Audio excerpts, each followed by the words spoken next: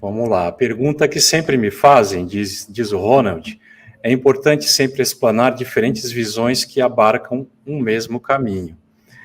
É possível alimentar o Brasil com a agroecologia? Pergunta retórica, mas necessária, diz o Ronald. Não, perfeito. Agradecer ao Ronald também pela pergunta. Acho que é uma pergunta bem instigante, né? Porque todo movimento, e eu acho que isso é sempre importante ter em mente, né?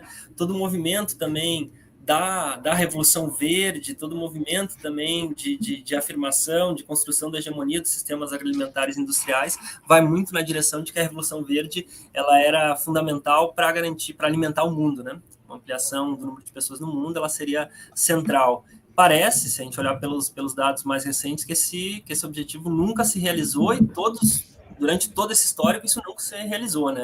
Mais uma falácia que sempre esteve presente em todo esse histórico, né? Eu acho que esse é um primeiro ponto importante a se enfatizar. E aí, quanto a essa pergunta, eu acho que é muito importante pensar como essa pergunta nos é colocada, porque muitas vezes a forma como a pergunta é colocada, ela nos leva, muitas vezes, a afirmação de uma narrativa monolítica, né? Porque se pega o conjunto de dados em relação aos padrões alimentares que foram sendo reforçados nesse último século também, né?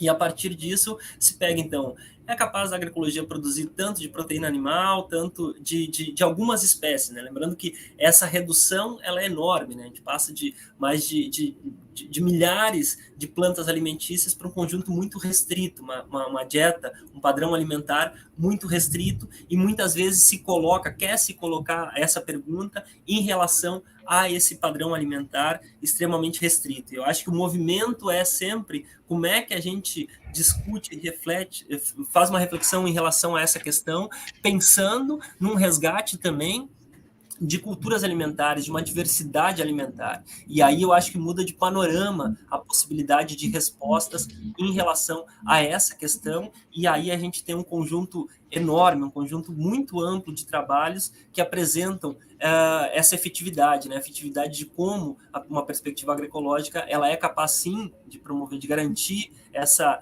segurança alimentar, e muito mais do que isso. Acho que sempre é importante a gente garantir a segurança alimentar, e mais do que isso, garantir uma soberania alimentar, no sentido de garantir que diferentes culturas alimentares sejam resgatadas e sejam percebidas como estratégicas para se avançar no combate à fome, né? Eu acho que esse é um ponto muito importante, que como se aproveita essa questão que muitas vezes ela é colocada num sentido, num movimento provocativo, mas se aproveita essa questão para colocar um conjunto de outras questões que nos permitem ampliar e fazer esse debate de uma forma muito mais, eu acho que